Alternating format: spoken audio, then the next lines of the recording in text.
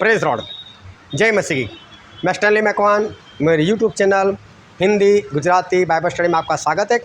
मेरे चैनल को आज अभी इसी वक्त आप सब्सक्राइब कर लीजिए और परमेश्वर के ज्ञान में आप बढ़ते जाओ। सबसे पहले तो मैं यूट्यूब को ये डिस्क्लेमर देना चाहता हूँ कि इस वीडियो में जो कुछ बातें मैंने बताई है वो मैं ऐसा नहीं कहता हूँ कि ऐसा ही है, लेकिन मानना ऐसा है। जो बात दिखाई दी है, जो बात मुझे मिली है, हो सकता है ऐसा ना भी हो और हो सकता है ऐसा हो भी, लेकिन मैं ये नहीं कहना चाहता कि ऐसा ही है। तो बस इस बात को YouTube नोट करें, क्योंकि निकोला टेस्ला नाम का एक साइंटिस्ट हो गया। ऐसा कहा जाता है कि उसने एक ऐसी मशीन बनाई थी जिससे धरती कंप हो जाए, और उसने अपने ज़माने में उसको टेस्ट भी किया था और उसके कारण उसको जेल जाना पड़ा था। उसके सारे कागजात गायब है। कहीं ऐसा तो नहीं कि आजकल जो धरतीकंप हो रहे उसके पीछे कोई मशीन जिम्मेदार हो, परमेश्वर नहीं, लेकिन कोई और ये धरतीकंप कर रहा हो, ये भूकंप किसी मशीन के जरिए आता हो, कहीं ऐसा तो नहीं। आज तक दुनिया में 2 वर्ल्ड वॉर हो गए और दोनों वर्ल्ड वॉर का जो नतीजा निकला कुछ अलग से।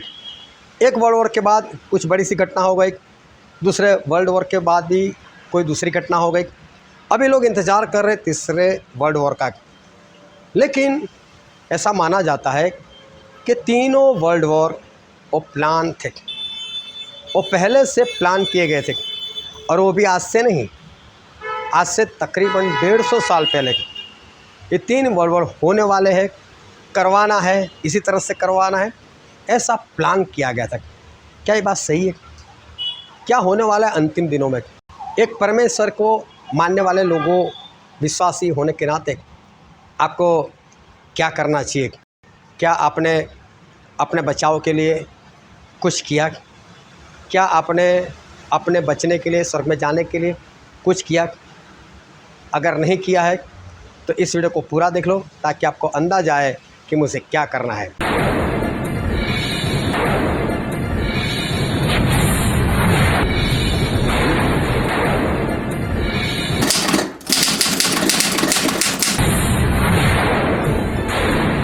हाँ, परमेश्वर के वचन की ओर चले और बाइबल से लूका रचित सुसमाचार उसका 12वां अध्याय, और हम पढ़ेंगे 35 से लेकर 40 वचन तक। तुम्हारी कमरें बंधी रहे और तुम्हारे दिए जलते रहे, और तुम उन मनुष्य के समान बनो जो अपने स्वामी की बाट देख रहे हैं कि वह ब्याह से कब लौटेगा, कि जब वह आकर द्वार खटखटाए तुरंत उसके लिए खोल दे।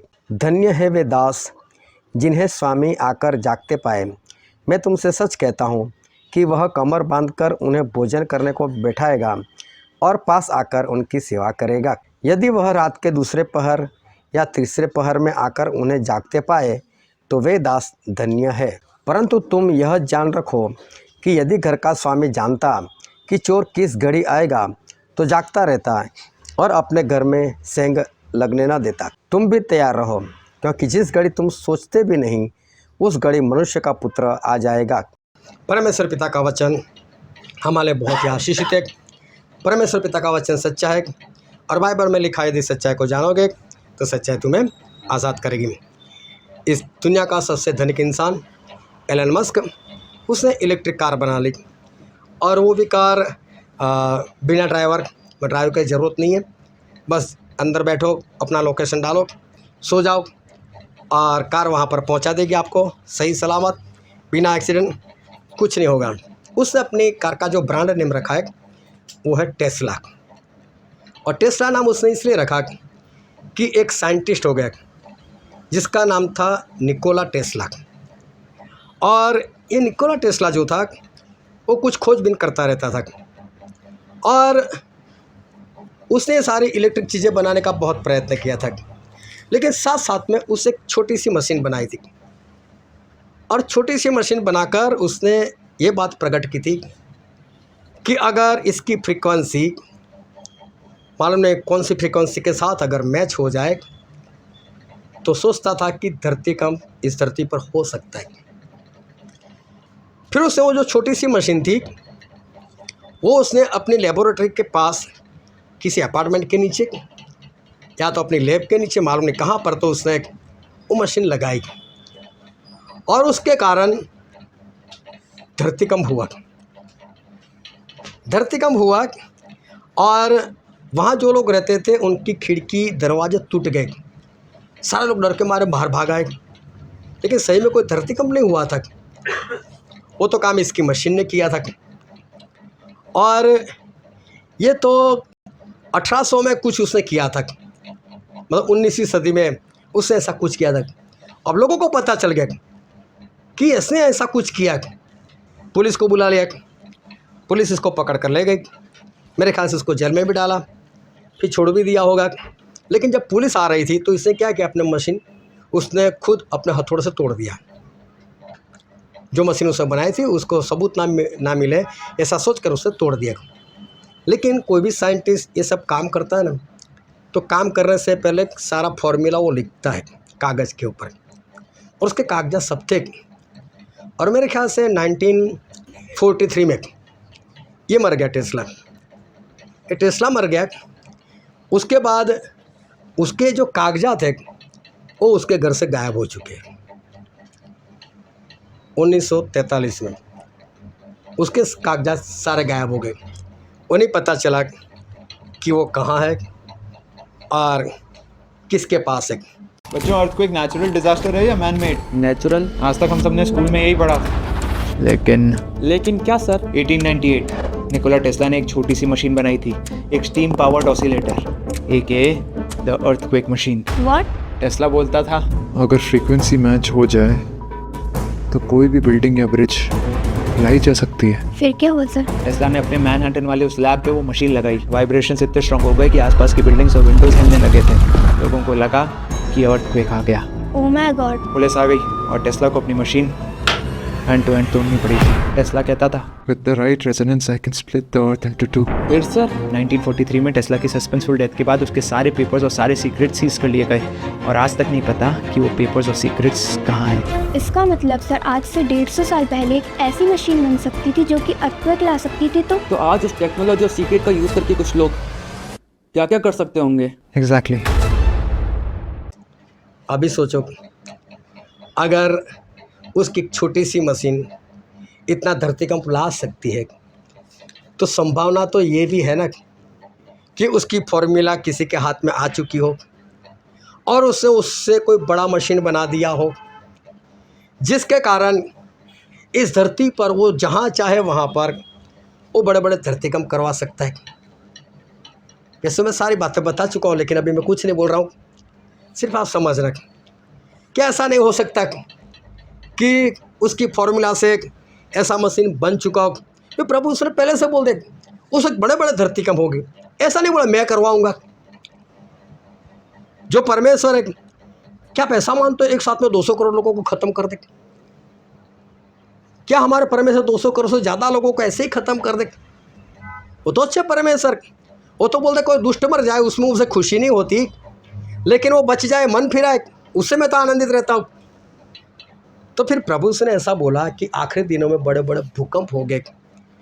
तो मुझे ऐसा कुछ लग रहा है कि कुछ गड़बड़ी हो रही है कि टेस्ला ने जो कुछ किया उसके कागजात किसी और के पास हो सकता है आ चुके हो, और हो सकता है कि उससे कुछ मशीन बन चुका हो, और हो सकता है कि जो कुछ हो रहा हो वो हो सकता है कि परमेश्वर की ओर से ना हो, कुदरती ना हो, लेकिन कोई ये सब कुछ कर रहा हो।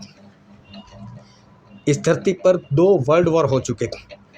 वर्ल्ड वॉर का मतलब होता है कि पूरी दुनिया आपस में एक दूसरे के साथ लड़ाई झगड़ा करने लगे, बम फेंकने लगे, मारने लगे। और आज लोग तीसरे वर्ल्ड वॉर का इंतज़ार कर रहे हैं, और ऐसा लग रहा है कि तीसरा वर्ल्ड वॉर बहुत जल्द शुरू हो जाएगा और मालूम नहीं इस धरती का क्या होगा। लेकिन एक इंसान था जिसका नाम था अल्बर्ट पाइक। अल्बर्ट पाइक नाम का एक इंसान, उसने 1871 में उसने एक लेटर लिखा था किसी को। जिसको लेटर लिखा था उसका नाम भी है मेरे पास, लेकिन 1871 में उसने लेटर लिखा था। वो था 33 डिग्री मेसन, फ्रीमेसन एक सीक्रेट संस्था है। इसका एक बहुत बड़ा मेंबर उसमें जैसे होता है ना, पुलिस में एक हवलदार होता है, उसके ऊपर सूबेदार होता है, फिर पीएसआई होता है, फिर पीआई होता है, कमिश्नर होता है, ऐसे होता है ना। ऐसे इनके 33 रैंक्स है, उसमें वो सबसे टॉप पर पहुंच चुका था वो। ऐसा नहीं था। और वो साथ में इलू के साथ वो मिला हुआ था। उसने 1871 में एक लेटर में ऐसा लिख दिया कि 3 वर्ल्ड वॉर इस धरती पर हमको करवाने हैं। 1871 की मैं बात कर रहा हूँ। 3 वर्ल्ड वॉर करवाने की। पहला वर्ल्ड वॉर इसलिए करेंगे कि जो लोग धर्म को बहुत मानते उनको नास्तिक बनाया जाए, और इसलिए उन लोगों ने टारगेट किया था रशिया को। और रशिया एक ऐसा देश है कि जहाँ पर धर्म को कुछ मान्यता नहीं दी जाती, वहाँ पर ज़्यादातर सब लोग नास्तिक लोग रहते। और फर्स्ट वर्ल्ड वॉर हुआ, उसके बाद रशिया एक बड़ी ताकत के समान बाहर आया और नास्तिक लोग उनका बढ़ना शुरू हो गया। जैसा कि 1871 में लिखा था कि फर्स्ट वर्ल्ड वॉर हमें इस कारण से करना है, और वैसा ही हुआ। दूसरा जो वर्ल्ड वॉर था, दूसरा वर्ल्ड वॉर बोले इसलिए करेंगे, वो भी 1871 में एक ही लेटर में लिखा था। बोले दूसरा वर्ल्ड वॉर हम इसलिए करेंगे कि नाजी लोग जो है उस नाजी को हम ख़त्म कर देंगे और इज़राइल की स्थापना करेंगे, जो आज देश नहीं है। और देखो, दूसरा वर्ल्ड वॉर जैसे ख़त्म हुआ, उसके बाद इज़राइल देश बन भी गया। दूसरे वर्ल्ड वॉर के बाद जो इन लोगों ने लिखा था वैसा ही हो गया। तीसरे वर्ल्ड वॉर के बारे में क्या लिखा है, ध्यान से सुनो, मैं कोई न्यूज़ नहीं दे रहा हूँ। तीसरा वर्ल्ड वॉर बोले इज़राइल और इस्लामिक जो देश है उन दोनों के बीच में करवाएंगे, ताकि दोनों एक दूसरे को ख़त्म कर दें। मतलब इज़राइल भी नहीं रहना चाहिए और ये मुस्लिम लोग भी नहीं रहना चाहिए, क्योंकि सबसे बड़ी धरती पर वही लोग हैं। तो बोले ये दोनों नहीं रहने चाहिए, इन दोनों को ख़त्म करो।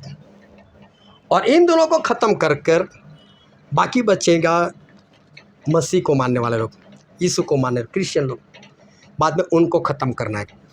और तीसरा विश्व युद्ध क्रिश्चियनिटी को, इज़राइल को और मुस्लिम देशों को ख़त्म करने के लिए करवाना है, ऐसा बोल रहे थे। ओह माय गॉड, क्या 3 वर्ल्ड वॉर्स शायद पहले से प्लान थी? इम्पॉसिबल। ये है एल्बर्ट पाइक, एक 33 डिग्री फ्री मेसन थे 1800 सेंचुरी में। एक कंट्रोवर्शियल थ्योरी है कि इसने एक लेटर लिखा था 15 अगस्त 1871 को इटालियन लीडर और डायरेक्टर ऑफ इलियम जित्सेपे मत्सेनी को, जहाँ पे उसने इनके साथ 3 वर्ल्ड वॉर्स का जिक्र किया था। व्हाट? इस थ्योरी के हिसाब से उस लेटर में लिखा था कि फर्स्ट वर्ल्ड वॉर होगी ताकि सार्स ऑफ रशिया की पावर को ओवरथ्रो किया जा सके, जिससे एथिस्ट कम्युनिज्म रशिया में एस्टैब्लिश्ड हो सके। और वैसे ही हुआ। Yes, Russian revolution. थ्योरी के हिसाब से दूसरी वॉर होगी फेसिस्ट और पॉलिटिकल जायनिस्ट के बीच, ताकि नाजिज्म खत्म हो सके और जायनिज्म स्ट्रांग हो जाए, ताकि इजराइल एक कंट्री बन सके। और शायद हुआ भी कुछ वैसा ही। अनबिलीवेबल। और थर्ड वर्ल्ड वॉर इस थ्योरी के हिसाब से उसी जायनिस्ट स्टेट और इस्लामिक वर्ल्ड के लीडर्स के बीच एक कॉन्फ्लिक्ट क्रिएट करवाया जाएगा, और वॉर ऐसी होगी जिससे दोनों साइड्स डिस्ट्रॉय हो जाएं। Oh my God. और अभी वैसे ही कुछ इस दुनिया में हो भी रहा है। वैसे एल्बर्ट पाइक का लेटर ये अभी कहाँ मिलेगा? लोग कहते हैं 1977 तक उसे ब्रिटिश म्यूजियम लाइब्रेरी में रखा गया था, और फिर एकदम से उसे वहाँ से हटा दिया गया। उनसे मेल करके पूछा भी तो कहते हैं यहाँ पे कभी कोई लेटर था ही नहीं। असलियत क्या है ये तो पता नहीं, लेकिन कुछ तो ऐसे राज हैं जो हम सबसे छुपाए जा रहे हैं। ये लेटर 1871 में लिखा था, और आज देखो इज़राइल और मुस्लिम राष्ट्र तो लड़ ही रहे। कहीं ऐसा तो नहीं कि तीसरा वर्ल्ड वॉर शुरू हो चुका, क्योंकि वो लोग भी जिंदा परमेश्वर को मानने वाले, मुसलमान लोग भी जिंदा परमेश्वर को मानने वाले, अपनी अपनी तरह से मानते, उनको पहचान नहीं, वो बात अलग से, लेकिन लोग किसी और को नहीं मानते। और तीसरा बचा कौन? फिर मसीह लोग। बोले इनको भी ख़त्म कर देंगे। तो तीसरा वर्ल्ड वॉर इसलिए करने वाले हैं। और जिस तरह से आज लड़ाई चल रही है, ऐसे तो ऐसा लग रहा है कि जैसे तीसरा विश्व युद्ध जैसे कि शुरू हो चुका है। इस धरती के ऊपर 70 शहर चुन लिए गए। 70 बड़े बड़े शहर इस कारण चुन लिए गए कि इन 70 शहरों के ऊपर परमाणु बम डालना है। 70 परमाणु बम 70 शहर के ऊपर डालना है। परमाणु बम के बारे में कभी स्टडी कर देखना, उसकी जो असर रहती कितने साल तक रहती है। अगर परमाणु बम डाल दिया जाएगा 70 शहरों के ऊपर, वो तो नष्ट हो ही जाएंगे, लेकिन वो चारों तरफ इतनी तबाही मचाएंगे और भी देशों में और भी शहरों में कि लोगों का ज़िंदा रहना मुश्किल हो जाएगा। जो ज़िंदा रहेंगे वो ऐसा बोलेंगे कि हम भी मर गए होते तो अच्छा है, ऐसी ज़िंदगी से। तो आज भी जापान में जाकर देखो, जो दूसरे विश्व युद्ध में परमाणु बम डाला था अमेरिका ने, आज भी उसकी असर है। ऐसा माना जाता है कि अगर 70 शहरों के ऊपर ये परमाणु बम डाल दिया गया, 25 साल तक इस धरती पर खेती नहीं होगी। 25 साल। और विश्वासी लोग तो ऐसे ही बैठे, लेकिन बड़े बड़े लोगों ने बंकर बनाकर आज के न्यूज़ 25 साल तक चले, इतना खाना इन लोगों ने इकट्ठा कर रख लिया। 25 साल। सब कुछ हमारे परमेश्वर है, हमारे परमेश्वर सर्वशक्तिमान है। लेकिन देखो जो हालात होने वाले, उसके कारण और लोगों ने जो परमेश्वर को नहीं मानते, जो शैतान की पूजा करते, ऐसे लोगों ने कैसा बंदोबस्त कर रखा है। लेकिन परमेश्वर का वचन ऐसा कहता है, लूका उसका 21वां अध्याय और 10, 11 और 12 वचन। तब उसने उनसे कहा कि जाति पर जाति और राज्य पर राज्य चढ़ाई करेगा, और बड़े बड़े भूकंप होंगे, और जगह जगह अकाल और मरिया पड़ेगी, और आकाश में भयंकर बातें और बड़े बड़े चिन्ह प्रकट होंगे। परंतु इन सब बातों से पहले वे मेरे नाम के कारण तुम्हें पकड़ेंगे और सताएंगे, और पंचायतों में सौंपेंगे, और बंदी गृह में डलवाएंगे, और राजाओं और हाकिमों के सामने ले जाएंगे। बाइबल में ऐसा लिखा है, जो मैंने बताया वो तो सब होगा ही होगा, लेकिन उससे पहले टारगेट कौन है? मसीह लोग। और देखो बाइबल में तो सालों पहले लिख दिया, लेकिन किसी ने 1871 में लिखा कि ऐसा हम करेंगे, और देखो वो लोग सफल हो जा रहे। बोले तीसरे विश्व युद्ध से पहले हमें क्रिश्चियनिटी को ख़त्म करना है, और प्रभु ने यही बोला कि ये सब कुछ होगा, ये बड़े बड़े भूकंप होंगे, बड़ी बड़ी बीमारी आएगी। उससे पहले तो जो मसीह के लोग हैं उनको मार दिया जाएगा, उनको ख़त्म कर दिया जाएगा। अब टेंशन ये नहीं है कि क्या होगा, क्योंकि जो होने वाला है वो तो होगा ही होगा। लेकिन मसीह के लोग क्या कर रहे हैं? हमारे तो बाइबल में पहले से लिखा हुआ है, जो होगा दुनिया में मुझसे उससे कोई लेना देना नहीं। चाहे भूकंप हो जाए, चाहे सुनामी हो जाए, चाहे अकाल पड़ जाए, खेती हो या ना हो, परमाणु बम गिरे या ना गिरे, विश्व युद्ध हो या ना हो, उससे मुझे कोई लेना देना नहीं। बाइबल में जो कुछ लिखा है वो सब कुछ तो होने ही वाला है। लेकिन बात तो ये है कि इस वक्त पर मसीह के लोग कर क्या रहे हैं? बस जो होने वाला हो तो होगा, लेकिन जो मसीह के मानने वाले लोग हैं वो कर क्या रहे हैं? एक बार एक पंछी का जोड़ा, नर और मादा, वो उड़ते हुए जा रहे हैं साथ में बातचीत करते करते, और तभी अचानक से उनके पास से एक प्लेन पीछे से आया और जोरों से उनके पास से गुजर गया। पीछे बड़ा धुआं निकल रहा था। अब ये तो पलक झपकती प्लेन तो पीछे से आया, आगे निकल गया। जो मादा पंछी था उसने अपने पति से पूछ लिया, यार कौन सा पंछी था, कितना स्पीड में भाग रहा था? बोले उसमें कौन सी बड़ी बात है? अरे कितनी स्पीड? बोले तेरी पूंछ में आग लगे तो तू भी ऐसे ही भागेगी ना। पीछे धुआं निकल रहा था ना, आग लगे ना तो कुछ काम हो। मसीह लोगों के जीवन में आग ही नहीं है, सब शांति से बैठे। ये जो भविष्यवाणियाँ हैं, वो भविष्यवाणी की आग उनके जीवन में दिखाई नहीं देती।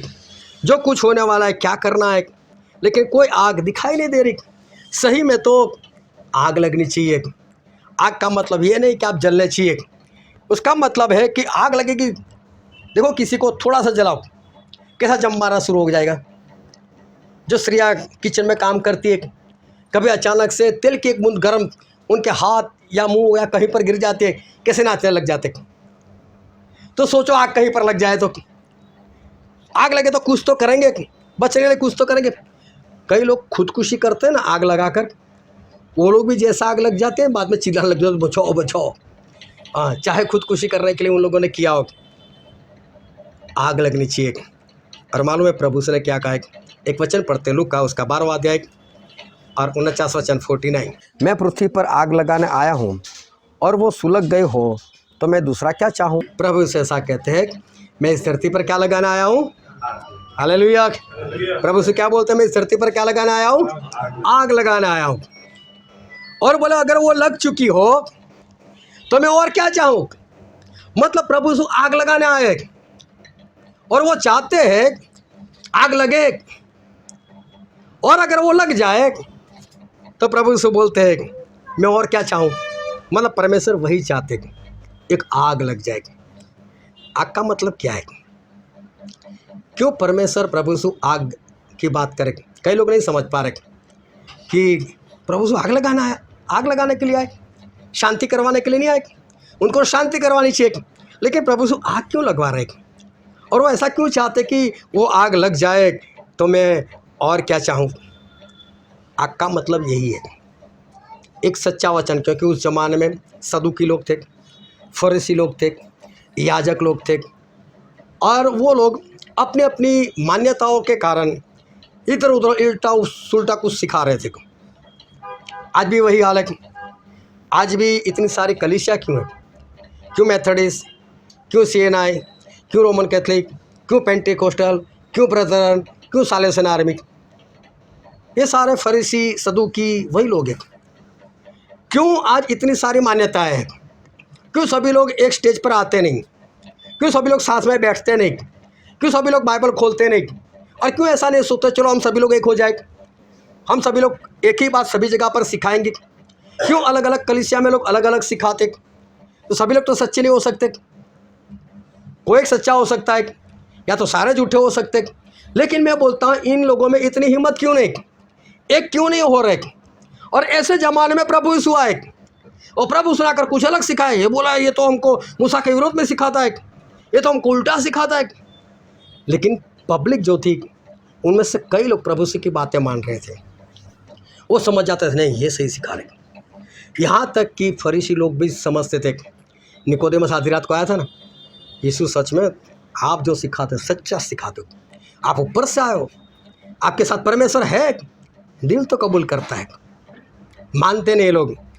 लेकिन जो सच्चे वचन की आग में सुलग जाते हैं, जिनको इस वचन के ऊपर पूरा विश्वास आ जाता है, जिनको इस भविष्यवाणी के ऊपर विश्वास आ जाता है, हाँ ऐसा होगा, मेरे ही ज़माने में होगा, मैं जब तक जिंदा हूँ तभी होगा। और अगर ये आग लग गई वो शांति से कहाँ बैठेगा, वो तो भागेगा। भाई क्या कर रहा है, सोना है मेरे पास, मुझे बेचना है तो कहाँ पर बेचूँ। फिर पूछ पूछ कर टाइम नहीं लगाते, 2 महीने 4 महीने तो कुछ करना ही नहीं, ना कहीं पर कुछ जाना। आग लगेगी वो तुरंत काम करेगा, जिसको आग नहीं लगी वो तो ऐसे ही बैठा रहा है। तो प्रभु ने बोला कि एक घर में 5 लोग होंगे, उसमें 3-2 के विरोध में, 2-3 के विरोध में। क्यों, जो 2 या 3 लोगों में आग लग जाएगी, सच्चे वचन उनके अंदर घुस जाएंगे, वो तो बाकी लोगों का मानेंगे नहीं। और हम वर्षों से मसीह में, हम लोग भी तो जाते हैं चर्च में। ऐसा किसने सिखाया कि शादी हो तो मत जाओ लेकिन पहले मीटिंग में जाओ। ऐसा कौन सिखाता है कि बर्थडे पार्टी हो लेकिन उस वक्त मीटिंग हो तो पहले मीटिंग में जाओ। कौन ऐसा सिखाता है कि एक प्रभु भोज में एक ही रोटी होनी चाहिए, एक ही प्याला होना चाहिए। हम लोग वर्षों से करते हैं। क्या हम लोग झूठे? क्या बड़े बड़े पास्टर जो बाइबल कॉलेज कर कराए क्या वो झूठे? लेकिन जिनमें आग लग गए होंगे नहीं मानेंगे, चाहे बाप हो, चाहे माँ हो, चाहे भाई हो, चाहे बहन हो, चाहे बच्चा हो, कोई भी, मैं नहीं मानूंगा तेरी बातें। आग लग चुकी, वो एक दूसरे के विरोध में हो जाएंगे, लेकिन मानेंगे नहीं, कॉम्प्रोमाइज़ नहीं करेंगे। हम नहीं करेंगे तो नहीं करेंगे। इसको कहते हैं आग लग जाना। जिसको आग लग जाती है ना, वो फिर पीछे मुड़कर देखते नहीं है। परमेश्वर ने एलिया को बोला, एलिया इस धरती पर अभी तेरा काम खत्म है, तुझे बाद में अंतिम दिनों में भेजूंगा, लेकिन अभी तो ऊपर आ जा। तुम और एलिय्याह को बोला, एलिय्याह मैं आग के बने बने हुए घोड़े और रथ तेरे लिए भेजूंगा और बाउंडर में होकर तू ऊपर आ जाना। अभी देखो परमेश्वर दिखते तो है नहीं, एक आवाज़ आई होगी एलिय्याह को, कैसे मानना है? क्या परमेश्वर कैसी बेकी बेकी बातें कर दो? आग के घोड़े, आग का रथ, और उसमें मुझे बैठना है, तो मैं जिंदा कैसे रहूँगा? बाउंडर में ऊपर वैसा तूफान आएगा जो हमको उड़ाकर ऊपर लेकर जाएगा। परमेश्वर कैसी बातें करते हो? ऐसी बातें नहीं हो सकती परमेश्वर की। क्या परमेश्वर आप इतने बड़े परमेश्वर है वो, और फिर हमारे सामने ऐसे छोटे बच्चे जैसी बातें करते?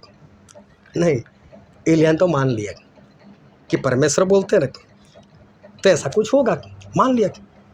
नूह को बोला परमेश्वर, है नूह 40 दिन 40 रात तक बरसात आएगी और पूरी धरती डूब जाएगी। जबकि नूह ने आज तक ना बरसात देखा है, जबकि आज तक उन्होंने कोई बाढ़ नहीं देखी, बरसात ही नहीं तो फिर बाढ़ कैसे आएगी? लेकिन उन्हें एक भी बार सवाल नहीं किया, प्रभु बरसात वो क्या होता है? प्रभु जल प्रलय वो क्या होता है? मुझे तो कुछ मालूम, मैं नहीं जहाज़ बनाने वाला, कुछ भी नहीं। और नूह तो जहाज़ बनाने के लिए बैठ गए।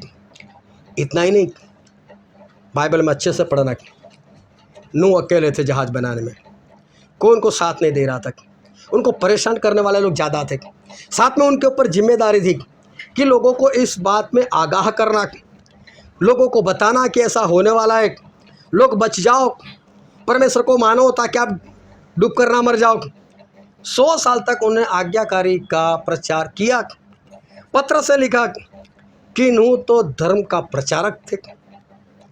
इसका मतलब प्रचार भी करना, जहाज़ को भी बनाना। सिर्फ सोचो 450 फीट सिर्फ लंबाई है। इतना लंबा जहाज़ बनाने के लिए लकड़े कहाँ से लेकर आना, कैसे काटना है, 1-2 दिन की बात नहीं थी। लेकिन उनको इतना मालूम, अगर नहीं बनाऊंगा और बरसात आ गई तो मैं तो मर जाऊंगा। पीछे ही पड़ गए। बाइबल में स्पष्ट लिखा है कि बाकी के लोग खाते पीते थे, शादी करते थे और करवाते थे, नाश हो गए। इसका मतलब नूह ने सारा काम छोड़ दिया, मुझे ऐसा भी कुछ नहीं करना है। एक आग लगी थी, किसी भी तरह बस जहाज़ को पूरा करना है। ऐसा नहीं 2 दिन काम नहीं करना है, प्रभु मैं बहुत थक चुका हूँ, आज मैं नहीं करूँगा, मैं कल फिर से बनाऊँगा। नहीं, एक ही काम, जहाज़ को किसी तरह से पूरा करना है, किसी तरह से पूरा करना है, जल्दी पूरा करना है। लोग ठट्ठा करते रहे, ए नूह बहुत बोल रहा था बरसात। नूह मालूम है तूने बताया था 10 साल हो गए, 10 साल आई क्या बरसात आई? लोग ठट्ठा करते, ए नूह 50 साल हो गए अभी तक बरसात नहीं आई, ना कोई बादल दिखता है, बंद कर। कितना ठट्ठा। लेकिन फिर भी नूह तो अपने काम में बने रहे। इसको कहते आग। आग लग जाती है ना, और जिस बात की आग लगती है ना, उस बात को ख़त्म किए बिना वो नहीं छोड़ता। जब रूथ गई थी बोआज के पास और उसने बोआज को सारी बातें बताई और वहाँ से वापस आई, तो नाओमी ने पूछा, बेटी क्या हुआ? बोले ऐसी ऐसी बात हो गई। बोले मैं बोआज को जानती हूँ, जब तक वो काम नहीं पूरा करेगा चैन से नहीं बैठेगा। हालेलुया। इसको कहते आग लगना।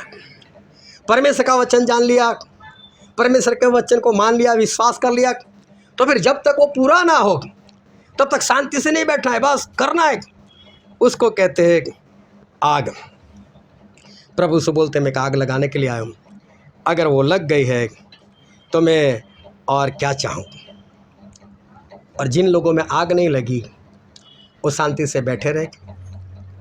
जल प्रलय आया और आखिर में वो सारे लोग खत्म हो गए। परमेश्वर ने तो एलिय्याह को बोला, एलिय्याह ऊपर आना है। एलिय्याह एक भी बार मना नहीं कर रहे। परमेश्वर ने बोला तो होगा ऐसा, आएगा रथ, मान लिया। लेकिन उन्होंने देखा, सोचा रथ आएगा आग का बना हुआ रथ, तो मेरे साथ कोई होगा तो जलकर मर जाएगा। विश्वास देखो उनका कैसा है। और वो लोग थे गिलगाल में, उनके साथ थे एलीशा। और एलीशा को बोला, एलीशा मुझे परमेश्वर ने यहाँ से बैतल को बुलाया, तो यहीं पर रुक जा, मैं अकेला जाता हूँ बैतल को। एलीशा बोलते आपने मेरे ऊपर अपना कपड़ा डाला था, आपने मेरा अभिषेक किया था, आपने जो कपड़ा डाला था उसका मतलब होता है आपके पीछे आना। अब मुझे कैसे घर में रख सकते हो? मैं नहीं रुकने वाला। आपकी शपथ परमेश्वर की शपथ मैं ना छोड़ूं आपको, जो होगा देखा जाएगा, मैं आपको नहीं छोड़ने वाला। जबकि एलिशा को भी पता था कि परमेश्वर ने एलिया को ऐसी बात बताई है कि आग के घोड़े पर, आग के रथ में बैठकर, बवंडर में होकर स्वर्ग में जाना है इनको, मैं क्यों छोड़ूं इनको? क्योंकि उनके अंदर एक चाहत थी, इस संसार में रहना है, संसार में काम करना है, परमेश्वर की आराधना करनी है, परमेश्वर का काम करना है, तो परमेश्वर का सामर्थ्य भी चाहिए। और वो सामर्थ्य एलिया के पास है, तो एलिया से डबल तो पाना ही पाना है। एलिया को कैसे छोड़ूं? एलिया को नहीं छोड़ना है। और वो लोग गिलगाल से निकले, बेतेल को गए। मालूम है 95 किलोमीटर्स चल कर जाना है, ना हाथी घोड़ा ऊँट कुछ भी नहीं, चल कर जाना है 95 किलोमीटर्स। यहाँ से निकलो तो आप अहमदाबाद पहुँच जाओ चल कर, कितना टाइम लगेगा? लेकिन एलिशा ऐसा नहीं सोचे, अच्छा कहाँ 95 किलोमीटर चलना है, आराम मिल रहा है, पहली बार एलिया छोड़ रहे, छोड़ो नहीं, आग लगी है, जाना है इसके साथ। और एलिशा चले गए उनके साथ। अभी वहाँ पर गए तो कुछ भविष्यवक्ताओं के बच्चे लोग मिले। अब ये बात उनको भी मालूम है, एलिया को ऊपर उठाया जाना है। वो सभी लोग आए, ओ एलिशा एलिशा तुझे मालूम है तेरे गुरु को तो परमेश्वर उठा लेने वाले। ए चुप रहो, बातें मत करो, मैं सब कुछ जानता हूँ, कुछ मत बोलो। देखो भविष्यवक्ता के और बच्चे हैं, उनको भी इतना विश्वास कि एलिया को ऊपर जाना है, वो भी आग के रथ में बैठकर जाना है। यहाँ तो लोग मानने को तैयार नहीं, लेकिन एलिया के साथ जो बात हुई है उसके ऊपर एलिया विश्वास कर रहे, लेकिन एलिशा भी विश्वास कर रहे। और जो भविष्यवक्ता के बच्चे जो इनके साथ नहीं चलते, लेकिन उनको भी इतना ही विश्वास। बेतेल पहुँच गए। बेतेल पहुँचने के बाद एलिया फिर बहाना बताते, ए एलिशा तू यहीं पर रुक जा, क्योंकि परमेश्वर ने मुझसे और आगे को मुझे बुलाया यरीहो को, तो तू यहाँ पर रुक जा। नहीं, परमेश्वर की शपथ मैं आपको नहीं छोड़ूंगा। अभी ये इतना दूर नहीं था, लेकिन फिर भी 19 किलोमीटर था। 19 किलोमीटर बोलो तो यहाँ से वासद चले जाओ। यहाँ तो बाज़ार में जाना तो अभी किक लगाते लोग, है ना, स्टार्टर लगाते। तो फिर सुनो 19 किलोमीटर चल कर जाना है, 95 किलोमीटर चल कर आए। एलिशा बोलते कोई बात नहीं, मैं तो आऊँगा। डबल चाहे आग लगे, डबल पाना है, डबल पाना है। वहाँ पर भी पहुँच गए यरीहो। उसके बाद एलिया ने एक बार फिर बताया, एलिशा यहीं पर रुक जा, अब मुझे परमेश्वर ने यरदन के पार बुलाया है। अब ये तो 110 किलोमीटर। एलिशा बोलते मैं नहीं छोड़ने वाला, मैं तो आऊँगा ही आऊँगा। एक आग लगी एलिया के अंदर भी, कब मैं वहाँ पर पहुँचूँ, कब मैं आग के रथ में बैठकर ऊपर चला जाऊँ। एलिशा भी मन में सोच रहे कब मैं वहाँ पर जाऊँ, कब ये मुझसे कुछ मांगने को बोले, कब मैं इसका डबल हिस्सा में मांग लूँ, कब मैं पवित्र आत्मा के डबल हिस्से से भर जाऊँ। आग लगी है। वहाँ पर भी लोग पूछ रहे भविष्यवक्ता के बेटे, हे एलिशा एलिशा, ये और बच्चे वहाँ के जो भविष्यवक्ता है उनके बच्चे, तेरे गुरु को तो उठाया जाना मालूम है, चुप रहो, मुझे सब मालूम, कुछ मत बोलो, बातें मत करो। और आखिर में वो लोग यरदन के पार चले जाते।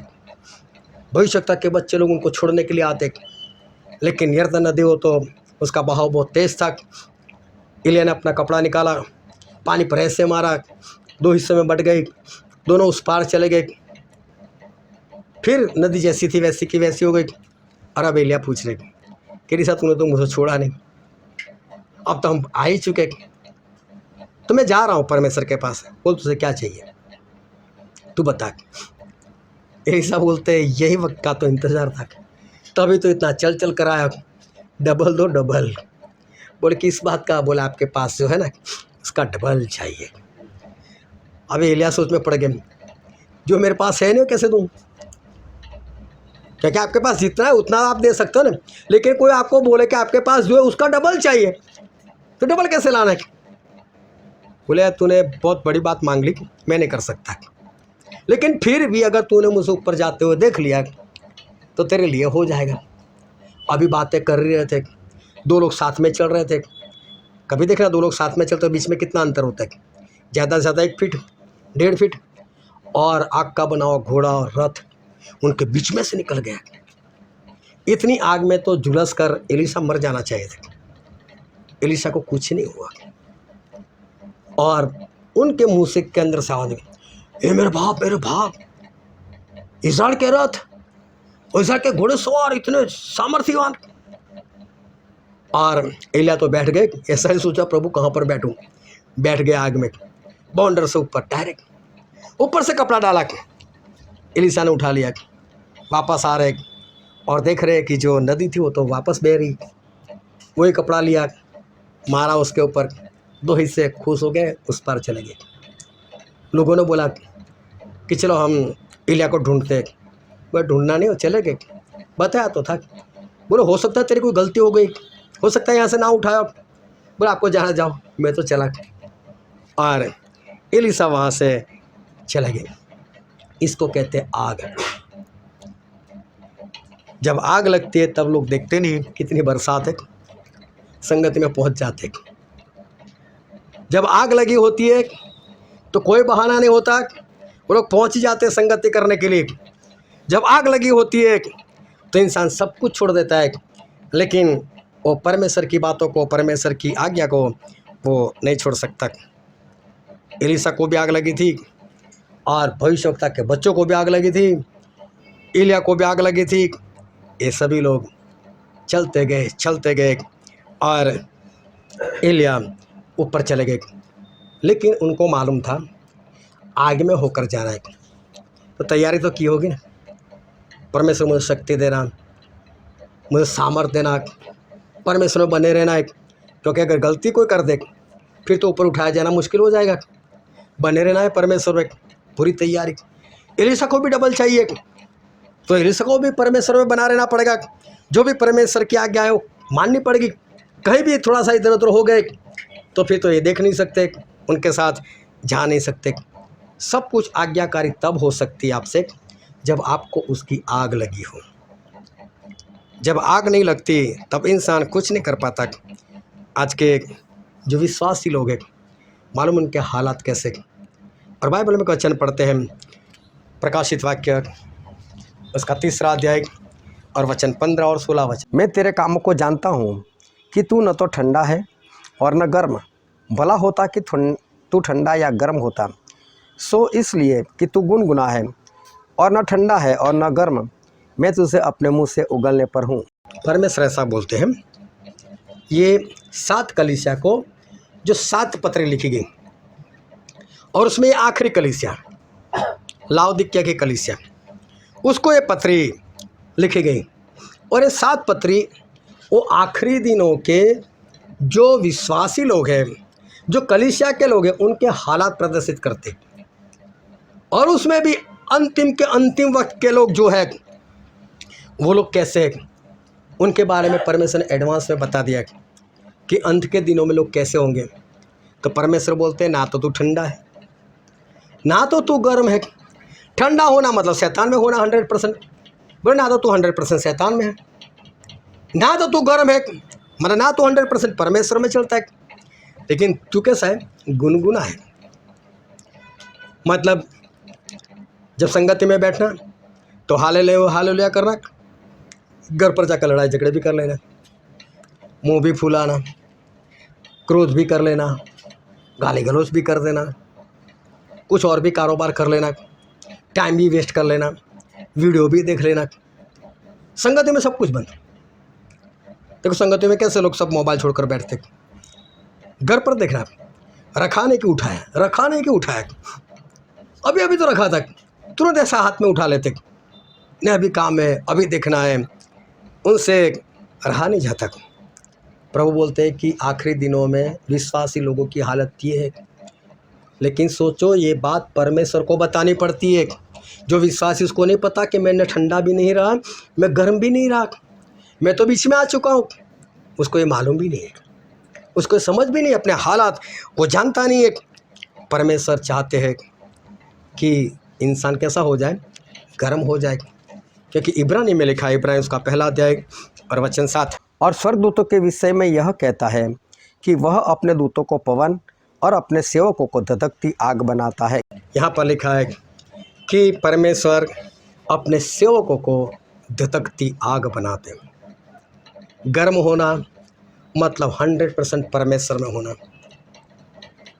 ऐसी आग लगी होनी चाहिए कि आग का बना हुआ घोड़ा रथ आ जाए, ना एलिया को कुछ हो ना एलिशा को कुछ हो। हम धधकती आग होने चाहिए। परमेश्वर चाहते हैं कि हम धधकती आग होने चाहिए, लेकिन विश्वासी लोग है कैसे? तो बोले विश्वासी लोग तो गुनगुने पड़ चुके, ना ठंडे रहे ना गर्म रहे। जब शैतान का काम तो शैतान का भी, जब परमेश्वर का काम तो परमेश्वर का भी। उसको शैतान ये तक पता नहीं चलने देता कि भाई साहब तू दोनों तरह का काम कर रहा है। उसको नहीं मालूम कि मैं गुनगुना हो चुका हूँ। मालूम है आज के विश्वासी कैसे? जो प्रकाशित वाक्य हमने पढ़ा था उसका 3रा अध्याय उसका वचन 17। तू जो कहता है कि मैं धनी हूँ और धनवान हो गया हूँ और मुझे किसी वस्तु की गरज नहीं। बाइबल में लिखा है कि लोग ऐसा समझते हैं कि मैं तो पैसे वाला हो चुका, मुझे तो परमेश्वर की बहुत आशीष है, मेरे पास तो परमेश्वर के दिए वरदान भी है, मैं तो किसी के लिए प्रार्थना करता हूँ वो चंगा हो जाता है, मैं भूत निकालने के लिए जाता हूँ भूत निकल जाता है, मैं धनवान हो चुका, मेरे पास पैसा है, मेरे पास घर है, मेरे पास गाड़ी है, मेरे पास सोना है, मेरे पास सब कुछ है और मुझे किसी बात की घटी नहीं, मुझे किसी बात की गरज नहीं, मुझे कुछ चाहिए नहीं। आज के विश्वासी की हालत। कभी पूछ कर देखना विश्वासी लोगों को, क्या आपको ऐसा कुछ लगता है अपने अंदर कुछ सुधार कर रहे जैसा? नहीं, मैं तो सही चलता हूँ, मैं तो बिल्कुल सही चलता हूँ। मैंने किसी को पूछ लिया कि आपको ऐसा लगता है कि अगर प्रभु यीशु आज अभी इसी वक्त आ जाए तो आप स्वर्ग में जा सकती हो? और ठीक, और उसका लफड़ा अपने पास्टर के साथ मुझे मालूम था, मैं उसको बताना चाहता था कि यहाँ से निकल जाए। तो मैंने उसको पूछा, बोले हाँ प्रभु सागर मैं अभी चली जाऊँगी। और मैं उसको क्या बताऊँ? उनको नहीं मालूम पड़ता कि मेरे अंदर ऐसी कोई बात है, उसको ऐसा मुझे किसी बात की गरज नहीं, मैं तो सही चल रहा हूँ, मैं तो अच्छा ही हूँ।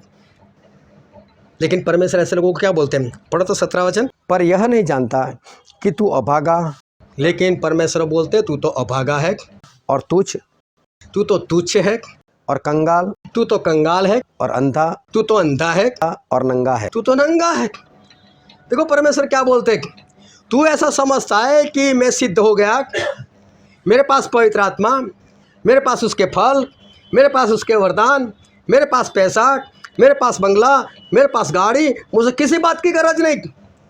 लेकिन परमेश्वर उसको बोलते नहीं, तू तो अभागा है, तू तो नंगा है, तू तो अंधा है। बताना पड़ता है कि तेरे पास कुछ नहीं है। आज के विश्वासी को ऐसा लगता है कि मैं सही हूँ, मैं सही रीति से मैं आगे बढ़ रहा हूँ। उसको ये बात नहीं पता चल रही कि मेरे साथ कुछ गड़बड़ी हो गई। उसको ये बात नहीं पता चल रही कि मैं सही से नहीं चल पा रहा हूँ। उसको तो ऐसा है मैं बस रेडी हूँ, कभी भी परमेश्वर आए और मैं परमेश्वर के पास चला जाऊँगा। विश्वासी को खुद के हालात नज़र नहीं आ रहे। और तभी परमेश्वर ने इसी मंडली को कहा, इसी लाउदिकिया की मंडली को ऐसा कहा। पढ़ो उसका 20 वचन, प्रकाशित वाक्य 3 का 20। देख मैं द्वार पर खड़ा हुआ खटखटाता हूँ, यदि कोई मेरी आवाज़ सुनकर द्वार खोलेगा तो मैं उसके पास भीतर आकर उसके साथ भोजन करूँगा और वह मेरे साथ। देखो कितना स्पष्ट लिखा है। प्रभु से क्या बोलते हैं, तू ऐसा समझता है मैं धनवान, मैं सही, मैं ठीक, मैं सच्चाई से चल रहा हूँ, परमेश्वर आ जाए तो कुछ नहीं, मैं चला जाऊँगा उनके साथ।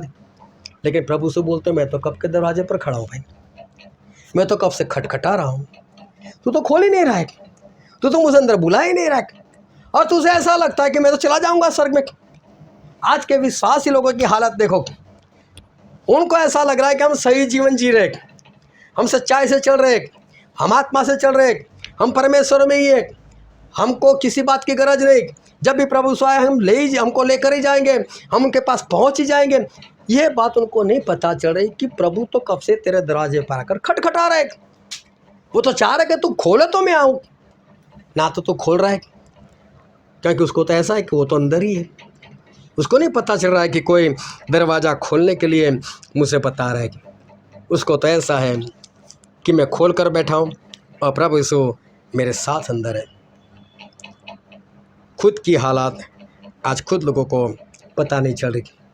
क्यों आज बाइबल को, परमेश्वर को या परमेश्वर के दास को लोगों को बताना पड़ता है कि भाई साहब तेरे हालात ऐसे। क्यों उनको हालात पता नहीं चलते।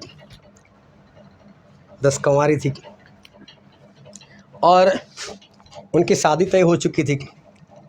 सभी ने कपड़े पहने हुए थे, सभी तैयार थी। रात हुई, सभी ने मशाल जला दी।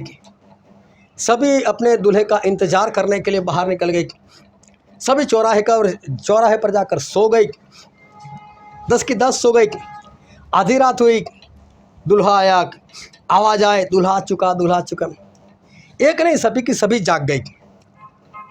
वो तो परमेश्वर ने पहले से एडवांस में लिख दिया कि उसमें से 5 मूर्ख थी।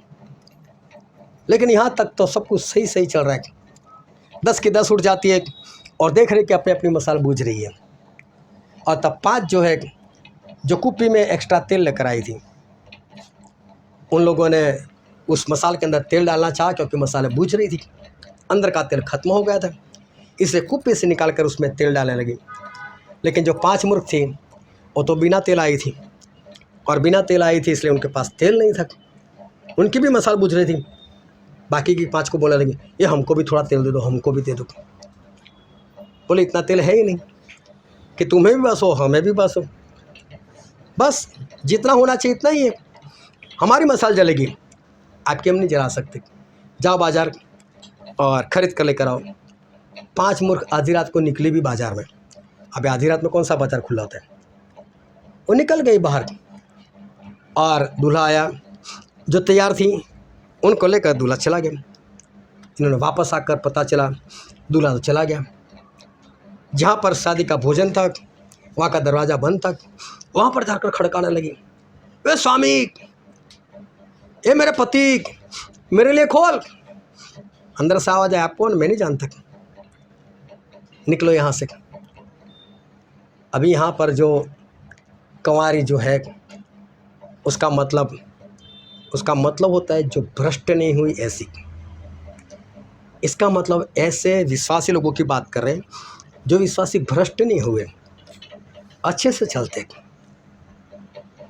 लेकिन फिर भी उनमें से 50% 50% लोग वो तो ऐसे ही रह गए। कारण क्या था? इनके अंदर क्या नहीं था? तेल नहीं था। इनके पास तेल नहीं था, बिना तेल की थी। बाकी सब कुछ अच्छा था, लेकिन बिना तेल थी और रह गई। अभी सोचो, अगर इनको ऐसा विश्वास होता कि मेरा दूल्हा आज ही आ जाएगा, एक्स्ट्रा तेल लेकर जाती कि नहीं जाती? अगर इनको ये चाहत होती मेरा दूल्हा आज आ जाए, अभी आ जाए, जब भी आ जाए मैं उसके साथ चले जाऊँ, तो घर से तेल लेकर जाती कि नहीं? कब से इनके दिल से दूल्हे को मिलने की भूख और प्यास, बहुत ध्यान से समझना, खत्म हो गई थी। इनको नहीं पता चल रहा था। ये तो बस एक फॉर्मेलिटी कर रही थी, हर रोज़ रात को तैयार होकर मसाल जलाकर जाना। लेकिन दूल्हे को मिलने की जो भूख प्यास होनी चाहिए वो भूख प्यास नहीं थी। भूख प्यास से संगति में नहीं जाते लोग। मुझे जाना चाहिए, मुझे अंदर आग लगी है, कब संगति शुरू हो, कब मैं भागूं, कब मैं ऐसा काम करूं, कब मैं प्रभु भोज लूं। लेकिन वो भूख प्यास कब चली जाती है इंसान को पता नहीं चलता, और एक फॉर्मेलिटी के तौर पर वो करता रहता है। ये भी सिर्फ फॉर्मेलिटी कर रही थी। कब से दूल्हे को मिलने की भूख प्यास जो थी वो तो ख़त्म हो गई थी। अगर आज विश्वासियों के पास आग लगी होती उनके अंदर, तो मैं बोलता हूँ आज विश्वासियों के जीवन में बहुत ध्यान से समझना, कोई भी काम रह नहीं गया होता। कब से ज़मीन ले ली होती, कब से वहाँ पर जो कुछ भरना होता वो भर लिया होता, कब से जो कुछ करना होता वो कर लिया होता। लेकिन जो आग है ना, लगी नहीं है। इसके बारे में जो भूख प्यास होनी चाहिए वो भूख प्यास नहीं है। और मालूम है क्या है? ज़्यादातर घरों में आज भी लड़ाई झगड़े चल रहे हैं। आज भी पति पत्नी और बच्चों के बीच में आज भी लड़ाई झगड़े। आज भी परमेश्वर के लोग कर्जे में डूबे हुए, आज भी परमेश्वर के लोग उनके जीवन के अंदर और लोगों के प्रति कड़वाहट है। आज भी परमेश्वर के लोग लोगों के साथ अनबन में जीवन जी रहे, कई लोगों के साथ उनकी बनती नहीं। आज भी परमेश्वर के लोग वो गलत आदतों में फंसे हुए, वो उससे आज़ाद नहीं हो रहे। मालूम इसका कारण क्या है? इसका कारण यही है, एक फॉर्मेलिटी कर रहे, जो आग लगी होनी चाहिए वो आग नहीं लगी। आग लगी होती कब से हमारे सारे काम पूरे हो गए होते, कब से हमारा सब कुछ काम हो गया होता, लेकिन सही में कुछ भी नहीं हो रहा है, कुछ भी नहीं हो रहा है। नूह को बोला जहाज बना और तुरंत लग गए। ऐसा नहीं प्रभु कल से करता हूँ, प्रभु आपने बोला शाम तो हो गई है, कल सुबह से मैं काम शुरू करूँगा, नहीं। परमेश्वर ने बोला आग लगी है, तुरंत शुरू। नूह को तो ऐसा था आज मैं पूरा कर दो, आज ही ख़त्म कर दो, बस जोरों शोरों से वो लग गए, जोरों शोरों से। ये आग होनी चाहिए कि परमेश्वर का बताया हुआ काम उसको तुरंत पूरा करना है, लेकिन आग नहीं लगी होती, इस कारण इंसान वो काम को पूरा नहीं कर सकता, शुरू ही नहीं कर सकता, बस एक फॉर्मेटिक कर रहा है, क्योंकि उसके अंदर जो प्रभु उसने कहा कि मैं आग लगाने के लिए आया हूँ, वो आग लगी नहीं। जो वचन आज हमने पढ़ा था लूका उसका 12वां अध्याय और 35 से लेकर 40 वचन, वहाँ पर प्रभु यीशु यही कह रहे कि प्रभु यीशु जब आएंगे, जब मालिक आएगा तो बोले ऐसा कौन सा नौकर है, ऐसा कौन सा उसका दास है, क्यों तैयार रहेगा कि मेरा स्वामी वो तो शादी में गया हुआ है और कभी भी वो आ जाएगा, और जब भी आया दरवाज़ा खटखटाए मैं तुरंत ही जाकर खोल दूँ, मैं तुरंत भागूँ, तुरंत दरवाज़ा खोलूँ, लेकिन आकर वो दरवाज़ा खटखटाया जाए, लेकिन वो दास तैयार ही ना हो, वो तो खाने पीने को बैठ जाए, वो तो लोगों को मारने पीटने लग जाए, वो तो अपने काम में मस्त हो जाए। परमेश्वर ऐसे दास को चाहता है जो परमेश्वर का इंतजार बेसब्री से कर रहा है, जो जाग रहा है, जो सोच रहा है अभी परमेश्वर आ जाए, मैं अभी भागूँ, अभी परमेश्वर आए, अभी भागूँ। इसका मतलब वो 100% हर वक्त वो तैयार होता है। फिर उसके घर में लड़ाई झगड़े ना होते, फिर उसके जीवन में बुरी आदतें ना होती, फिर उसके अंदर कड़वाहट ना होती, फिर उसके अंदर किसी के प्रति अनबन या बैर ना होता।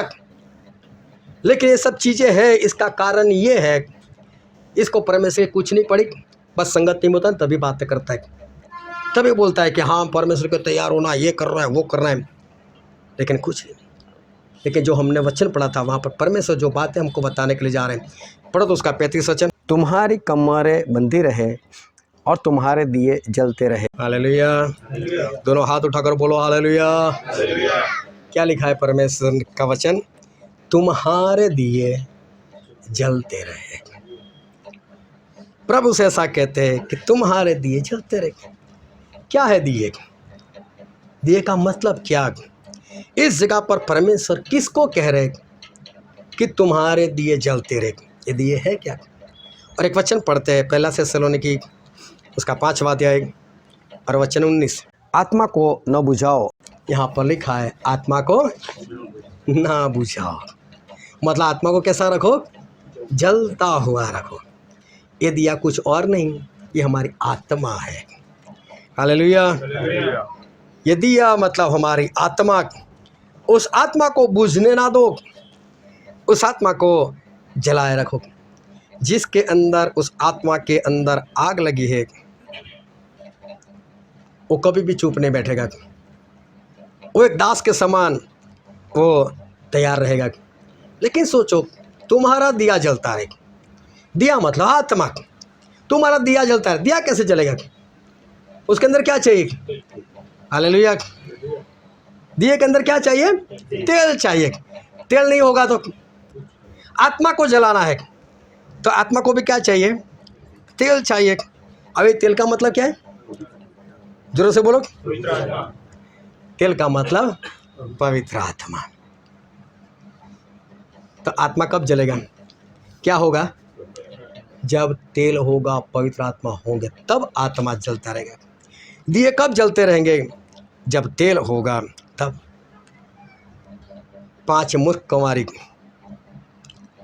लेकिन कंवारी ड्रेस पहना हुआ, मतलब जिसको बुलाई गई है वो, जिसको पसंद की गई स्वर्ग के लिए वो, जिसके साथ परमेश्वर ने मंगनी कर ली थी, हाँ मैं तुझे स्वर्ग में लेकर जाऊंगा, वो जो कंवारी है मतलब किसी के साथ भ्रष्ट नहीं हुई, लेकिन माल में क्यों रह गई?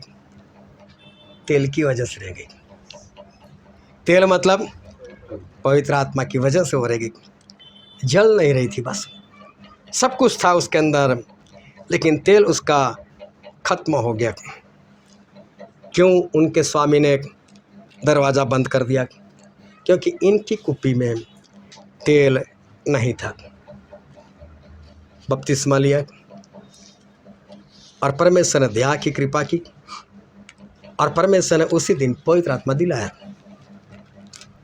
चलते गए उस आग को बुझा दिया, पवित्र आत्मा गंवा दिए, सभी के जीवन इधर उधर हो गए। फिर से परमेश्वर ने एक मौका दिया, परमेश्वर ने 10 दिन दिए, परमेश्वर ने कुछ सिखाया, फिर एक आग लगी, चलो हम कुछ करते। बड़ी मात्रा में लोग इकट्ठा होने लगे, भूखे प्यासे होकर इकट्ठा होने लगे, चाहे लेट खाना हो कोई बात नहीं, लेकिन सभी ने मेहनत की। लेकिन मैं आज फिर से बोल रहा हूँ, आज क्या हालात है? मैंने उसी वक्त बोला था ये मौका मिला, काम होगा, लेकिन जो मात्रा में आप इकट्ठे हो रहे वो होना चाहिए। अगर आप लोग ये समझते हो कि हम पवित्र आत्मा को हमारे अंदर बिठा देंगे, कैद कर रखेंगे और अपनी मर्जी से चलेंगे, तो नहीं होगा। उस 10वें दिन का प्रचार है, सुन लेना। उस वक्त बताया था कि ऐसा नहीं होगा, लेकिन इंसान फिर वही अपने रास्ते पर चलने लग गया। उसको ऐसा कि मैं पवित्र आत्मा को कैद कर रखूँगा, लेकिन कुछ नहीं हुआ। उस वक्त मैंने बोला, कौन कौन अपने घर में मीटिंग करवाना चाहता है, खुद की मर्ज़ी से लिखो अपना नाम। मैंने एक बार पूरा लिस्ट जाहिर कर दिया। मैं नहीं बोलूँगा, आपको बोलना है कि स्टैनली भाई कल मेरे वहाँ मीटिंग है। आज तक नहीं हुआ कि कोई बोल सके कि आज मेरी बारी है, चलो मैं खुद सामने से ये मैसेज डाल देता हूँ। नहीं हो रहा है। इसका मतलब क्या समझूँ मैं? कि वो जो आग थी जो उस दिन लगी थी, वो आग बुझ गई। फिर जैसे खाली थे वैसे ही अफसोस के साथ मुझे कहना पड़ता है, सब कुछ खाली हो चुका है। और लेवी के पुस्तक में लिखा है, उसका अध्याय 6 और वचन 12 और 13, और वेदी पर अग्नि जलती रहे और कभी बुझने न पाए, और याजक भोर भोर उस पर लकड़ियाँ जलाकर होम बलि के टुकड़ों को उसके ऊपर सजाकर धर दे, और उसके ऊपर मेल बलियों की चर्बी को जलाया करें। वेदी पर आग लगातार जलती रहे, वह कभी बुझने न पाए। परमेश्वर ने बोला था याजक को, हर रोज़ सुबह सुबह इतने लकड़े डाल देना, दूसरे दिन तक लकड़े चलेगी। दूसरे दिन फिर सुबह सुबह लकड़े डाल देना। ये आग एक ही बार जलाई, बस बुझनी नहीं चाहिए। ये वेदी के अंदर आग लगातार होनी चाहिए। ये लकड़े क्या है? ये संगति है, प्रभु भोज है, बने रहना पड़ता है, उसमें विश्वास में बने रहना पड़ता है। लेकिन लोग ये नहीं समझ पा रहे कि हमको पवित्र आत्मा की अगुवाई में चलना है। उनको ऐसा है कि हम पवित्र आत्मा के मालिक हैं, हम उनको दबा कर रखेंगे, रहो हमारे साथ, और हम उनको दबा कर रखेंगे और हम चले जाएंगे। परमेश्वर कहते हैं कि इस वेदी को बुझने ना दो, उस वेदी की आग को बुझने ना दो, अपने आत्मा को बुझने ना दो। लेकिन आत्मा बुझ चुका है। एलीशा का आत्मा जल रहा है, एलिया का आत्मा जल रहा है, इसलिए भाग रहे वो लोग। नहीं देख रहे वो लोग कितने किलोमीटर चलना है, लेकिन भाग रहे, गिनती नहीं कर रहे, देखते नहीं कितने चले, कितना बाकी, कुछ भी नहीं। बस मैं कई बार ट्रेन में बस में सफ़र करता हूँ, मेरे साथ अगर कोई होता है और मुझसे पूछ लेता है अभी कितना बाकी, बोले ये सोचना तो आओ नहीं मेरे साथ। हाँ, ट्रेन जब पहुंचाने वाली तभी पहुंचाने वाली, बस जब पहुंचाने वाली तभी पहुंचाने वाली, और पहुंचने के बाद में कौन सा बैठे रहने वाला, मुझे भी तो उतरना है। अरे मुझे क्या मालूम कब कितना वक्त लग जाए, कहाँ पर ट्रैफिक जाम हो जाए, कहाँ पर क्या गड़बड़ी हो जाए।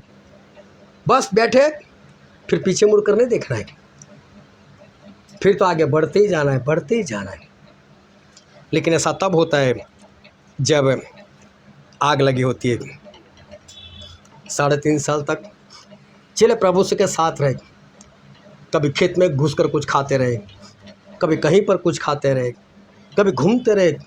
रात में प्रभु से लेकर चलते, चलो जैतून नाम के पहाड़ पर चलते, वहाँ पर जाकर प्रभु से घुटने के बल बैठकर प्रार्थना करते थे और चले खर्राटे लगाते थे।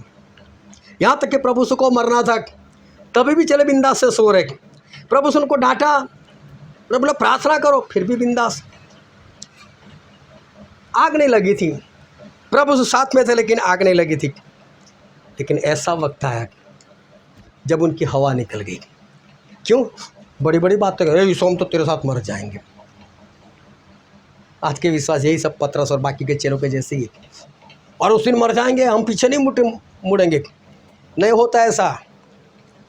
जब सामने कुछ आ जाता है ना, सारे लोग भाग जाते हैं, चेले लोग भी भाग गए। लेकिन तब पता चल गया कि हमको सही में क्या करना चाहिए। और तब जो आग लगी, तब जो भूखे प्यासे रहे, तब जो उन्होंने प्रार्थना की, और तब जो आग लगाई उन लोगों ने, उसके बाद पीछे मुड़कर नहीं देखा। फिर प्रेरितों के काम को देखो, कहीं पर भी कोई पीछे मुड़ा नहीं, भागते गए भागते गए भागते गए। उस जमाने की कलीसिया को देखो, सभी लोग तैयार हो गए। लेकिन ऐसा तब होता है जब एक आग लगी होती। परमेश्वर बोलते अपने दिए जला कर रखो, अपनी आत्मा को जलाए रखो। लेकिन जलेगा तब जब क्या होगा? तेल। और तेल मतलब पवित्र आत्मा। जब तेल नहीं, जब पवित्र आत्मा नहीं, क्या आत्मा जलता रहेगा? कौन सा दिया जलता रहेगा? पवित्र आत्मा का अपमान मत करो, ये बहुत हमारे लिए मूल्यवान चीज़ है। परमेश्वर बोलते हैं अपने आत्मा को जलाए रखो, उसको बुझने ना दो। हालेलुया। हम सभी अपनी आंखों को बंद करें, अपने मस्तकों को प्रभु के आगे झुकाएं। मेरे प्रियो, ये वक्त है कि हम अपने आप को जांचें। ये वक्त है कि हम अपने आप को परखें। ये वक्त है कि जिस तरह से परमेश्वर हमको बता रहे कि अपने दिए जला कर रखो, अपने आत्मा को बूझने ना दो। क्या आज मेरे जीवन में ये बात पूरी हो चुकी है? क्या मेरी आत्मा जल रही है? क्या मेरा दिया जल रहा है? क्या मेरे पास वो पवित्र आत्मा का तेल है जो पहले मैंने गंवा दिया, फिर मैंने पाया? क्या फिर आज मेरे वही हाल है? क्या अपने आप को जांचो, अपने आप को परखो। क्या मेरे जीवन में आज भी लड़ाई झगड़े हैं? क्या आज भी मेरे जीवन में किसी के प्रति कड़वाहट है? क्या आज भी मेरे किसी के साथ अनबन है? क्या आज भी मेरे अंदर क्रोध है? आज मैं कौन सी जगह पर हूँ? मेरा जीवन क्या है? मेरा चरित्र कैसा है? क्या जैसे प्रभु सु पवित्र है, क्या वैसा पवित्र बनने का कोई प्रयत्न किया? क्या उस तरह से आगे बढ़े? बड़े बड़े लोग जो परमेश्वर को नहीं मानते, जो शैतान की आराधना करते, उन लोगों ने अपने बचाव के लिए जो कुछ करना था कर कर बैठ गए। चाहे वो संसार के लोग हैं, संसार के तौर तरीके से करते, लेकिन हम परमेश्वर को मानने वाले, क्या हमारे अंदर वो आग है बचने की? क्या हमने बचने के लिए जो करना चाहिए वो किया? क्या हमें जो करना चाहिए वो किया? क्या हमने परमेश्वर की आत्मा से अपने आत्मा को जलाकर जो करना चाहिए उसको पूरा किया? क्या आज भी ऐसा लगता है बहुत वक्त लगेगा, बहुत दिन लग जाएंगे, कुछ नहीं होगा? मेरे प्रियो, जिस दिन वो वक्त आ जाएगा उस वक्त इंसान रो नहीं सकेगा, उस वक्त उसके हाथ में कुछ नहीं आएगा। जो भी करना है वक्त से पहले करना है। लेकिन वो वही इंसान कर सकता है जिसका आत्मा जल रहा है, जिसके अंदर वो तेल है, जिससे उसका दिया वो जल रहा है। दिया बुझ चुका है तो समझ लो अब कुछ नहीं होगा, अब दोबारा कोई मौका है नहीं, ना ही मिलेगा। ये वचन समझने के लिए, ग्रहण करने के लिए, उसके अनुसार चलने के लिए प्रभु की कृपा हम सभी पर होने पाए।